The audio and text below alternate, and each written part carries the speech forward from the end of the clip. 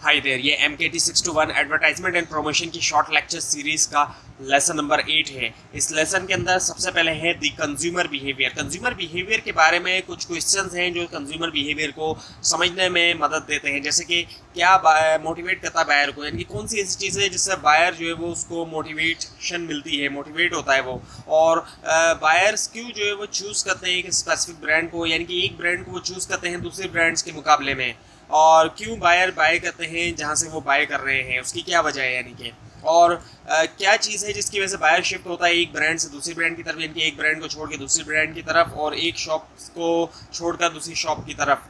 और इसके अलावा बायर्स के क्या रिएक्शन होते हैं जब नई प्रोडक्ट इंट्रोड्यूस होती है मार्केट में, और कौन से मुख्तलिफ स्टेजेस हैं जिसके ज़रिए बायर जो है वो गुजरता है जब वो डिसीजन करता है उससे पहले।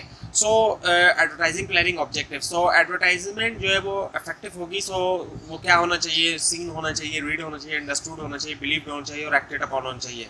सो 3 ऑब्जेक्टिव्स हैं। सेल्स ऑब्जेक्टिव है जो सबसे पहला है। सो प्राइमरी पर्पस जो होता है एडवर्टाइजिंग का सेल्स पर्सपेक्टिव से, वो क्या होता है कि इंक्रीज की जाए सेल जो एक प्रोडक्ट की या सर्विस की।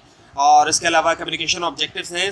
कम्युनिकेशन ऑब्जेक्टिव्स जो होते हैं वो फोकस्ड होते हैं क्रिएट करने में, अवेयरनेस इंक्रीज करना, अंडरस्टैंडिंग और चेंज करना एटीट्यूड जो है प्रोडक्ट की तरफ या सर्विस की तरफ। और इसके अलावा बिहेवियर रिलेटेड ऑब्जेक्टिव्स होते हैं, इनका फोकस होता है चेंज करने में बिहेवियर जो है टारगेट ऑडियंस का एक प्रोडक्ट या सर्विस की तरफ। उसके बाद आए थे टाइप्स ऑफ एडवर्टाइजिंग। एडवर्टाइजिंग कई तरह की होती है, एक तरह की नहीं होती है। ब्रांड एडवर्टाइजिंग होती है। सो ये जो एडवर्टाइजिंग होती है इसका इस्तेमाल किया जाता है बिल्ड करने के लिए अवेयरनेस और क्रिएट करने के लिए एक पॉजिटिव इमेज ब्रांड के लिए। इसके अलावा रिटेल या लोकल एडवर्टाइजिंग होती है।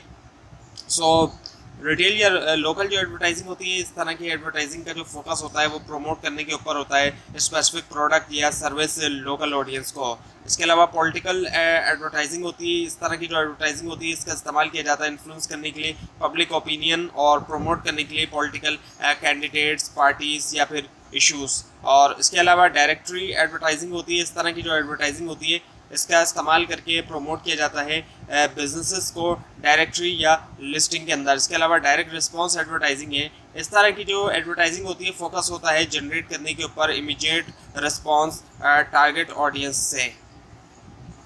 उसके बाद है फिर बिजनेस टू बिजनेस एडवर्टाइजिंग। इस तरह की एडवर्टाइजिंग जो है इसका इस्तेमाल किया जाता है प्रमोट करने के लिए प्रोडक्ट या सर्विसेज दूसरे बिजनेसेस या ऑर्गेनाइजेशन को, ना कि इंडिविजुअल कंज्यूमर्स को। और उसके अलावा इंस्टीट्यूशनल एडवर्टाइजिंग होती है, ये इसका इस्तेमाल किया जाता है प्रमोट करने के लिए इमेज, रेपुटेशन या सोशल रिस्पॉन्सिबिलिटी एक कंपनी की या ऑर्गेनाइजेशन की। और इसके बाद आता है फिर पब्लिक सर्विस एडवर्टाइजिंग। इसका इस्तेमाल करके प्रमोट किया जाता है एक सोशल कॉज या फिर रेस किया जाता है अवेयरनेस को एक इशू के बारे में, ना कि सेल किया जाए प्रोडक्ट या सर्विस को। और उसके अलावा इंटरेक्टिव एडवर्टाइजिंग है। इसको डिलीवर किया जाता है थ्रू डिजिटल चैनल्स और अलाउ किया जाता है कंज्यूमर्स को कि इंगेज करें कंटेंट के साथ रियल टाइम में। सो एडवर्टाइजिंग प्लानिंग में सेल्स ऑब्जेक्टिव्स हैं, कम्युनिकेशन ऑब्जेक्टिव्स हैं, बिहेवियरल ऑब्जेक्टिव है। सेल्स ऑब्जेक्टिव्स में क्या है कि इमीडिएट इंक्रीज होना, जो सेल्स परसेंटेज है उसके अंदर, जो परसेंटेज है उसके अंदर इजाफा होना सेल्स परसेंटेज में, और मार्केट शेयर के अंदर इंक्रीज होना।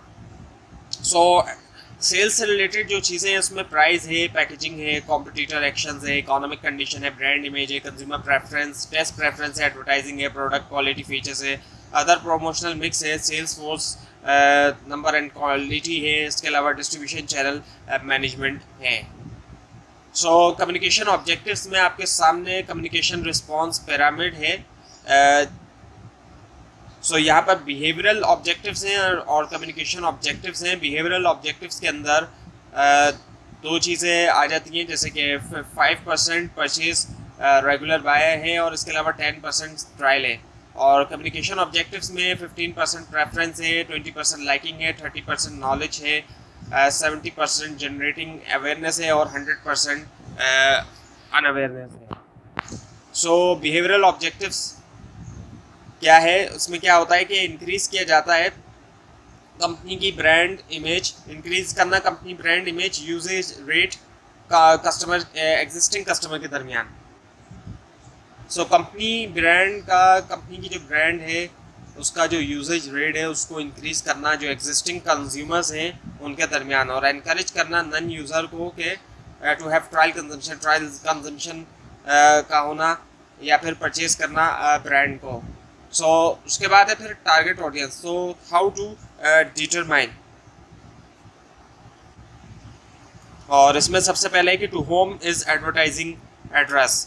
सो इसमें क्या होता है कि डिफाइन किया जाता है डेमोग्राफिक और साइकोग्राफिक करेक्टरिस्टिक्स टारगेट ऑडियंस की। और फिर है हमारे पास where will the objectives be achieve. इसमें क्या होता है कि आइडेंटिफाई किया जाता है मीडिया चैनल्स को जो कि टारगेट ऑडियंस यूज़ करती है और प्रेफर करती है, जैसे कि सोशल मीडिया प्लेटफॉर्म्स हैं, प्रिंट पब्लिकेशंस हैं, टेलीविज़न शोज़ हैं और रेडियो स्टेशंस हैं। और उसके बाद फिर process of identifying target audience. इसमें सबसे पहले है कि आइडेंटिफाई करना मार्केट को। इसमें क्या होता है कि डिफाइन किया जाता है ओवरऑल मार्केट जो कि बिजनेस ऑपरेट करता है, जिसमें ऑपरेट करता है। और उसके बाद है फिर आइडेंटिफाई एप्रोप्राइट सेगमेंट।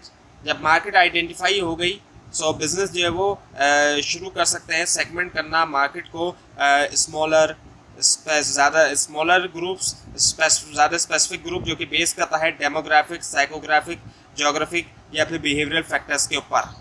और फिर आ जाता है डिसाइड करना क्राइटेरिया सेलेक्ट करने के लिए रिलेवेंट सेगमेंट। इस स्टेप में क्या होता है कि बिजनेस को डिटरमाइन करना होता है क्राइटेरिया सेलेक्ट करने के लिए जो मोस्ट रिलेवेंट सेगमेंट है larger pool of potential segments है। और फिर है टारगेट ऑडियंस। सो फाइनली जो है बिजनेसेस सेलेक्ट कर सकते हैं टारगेट ऑडियंस चूज़ करते हुए जो मोस्ट रिलेवेंट सेगमेंट है बेस्ड करता है क्राइटेरिया जो इस्टेब्लिश हुआ प्रीवियस स्टेप्स में। सो अब है positioning. So brand image and personality. So brand image जो है वो रेफर किया जाता है जो ओवरऑल परसेप्शन है जो कि that people have of a brand, लोगों का होता है एक ब्रांड के बारे में।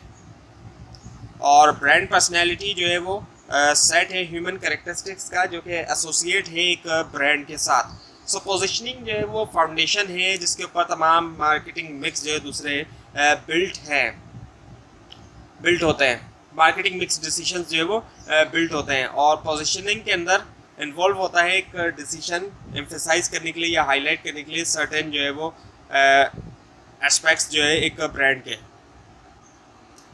सो पोजीशनिंग जो है वो बुनियाद है जिसके ऊपर तमाम दूसरे मार्केटिंग मिक्स डिसीजंस जो है वो बिल्ड होते हैं और एम्फेसाइज करते हुए सर्टेन एस्पेक्ट्स एक ब्रांड इमेज के और पर्सनैलिटी के पोजीशनिंग के ज़रिए मार्केटर्स जो है वो क्रिएट कर सकते हैं क्लियर और कंपेलिंग मैसेज जो कि रेजोनेट करता है टारगेट ऑडियंस से और डिफरेंशिएट करता है ब्रांड को कॉम्पिटिटर्स से।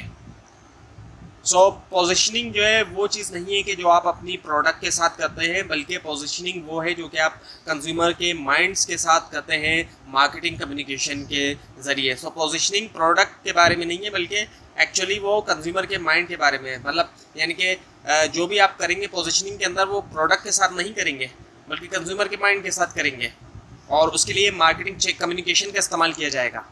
सो वाई पोजिशनिंग, क्यों किया जाए पोजिशनिंग को? सो फिलिप कॉटलर के मुताबिक it is the act of designing.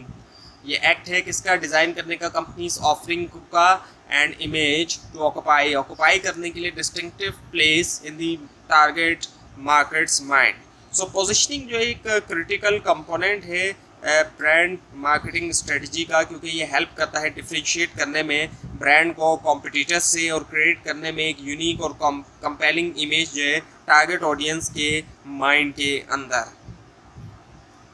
So positioning strategies, following questions and answer. कुछ क्वेश्चन आंसर्स हैं आपके सामने जिनकी थोड़ी डिटेल आपको बताई जा रही है। So who am I, brand identity and image. So ये स्ट्रेटजी जो है वो फोकस करती है इस्टेब्लिश करने के ऊपर ब्रांड आइडेंटिटी और इमेज कंज्यूमर के माइंड के अंदर। इसके अंदर इन्वॉल्व होता है कि हाईलाइट किया जाए ब्रांड के unique features, characteristics, values and personality trade, ताकि डिफ्रेंशिएट किया जाए उसको कॉम्पिटिटर्स से। उसके बाद है what am I, functional capabilities of the product. So ये स्ट्रेटजी जो है वो एम्फेसाइज करती है फंक्शनल कैपेबिलिटीज़ जो है प्रोडक्ट की, जैसे कि उसके फीचर्स, परफॉर्मेंस, क्वालिटी और बेनिफिट्स। उसके बाद है फॉर होम MI। सो ये स्ट्रेटजी फोकस करती है आइडेंटिफाई करने के ऊपर जो स्पेसिफिक कंज्यूमर सेगमेंट है जो कि प्रोडक्ट सर्व करता है बेस्ट। और उसके बाद है फिर वाई मी। सो ये स्ट्रेटजी फोकस करती है आइडेंटिफाई करने पे जो यूनिक सेलिंग प्रोपोजिशन है ब्रांड का, जो कि उसको स्टैंड आउट करती है कॉम्पिटिटर्स से। सो 7 अप्रोचेस हैं टू पोजिशनिंग स्ट्रेटजी।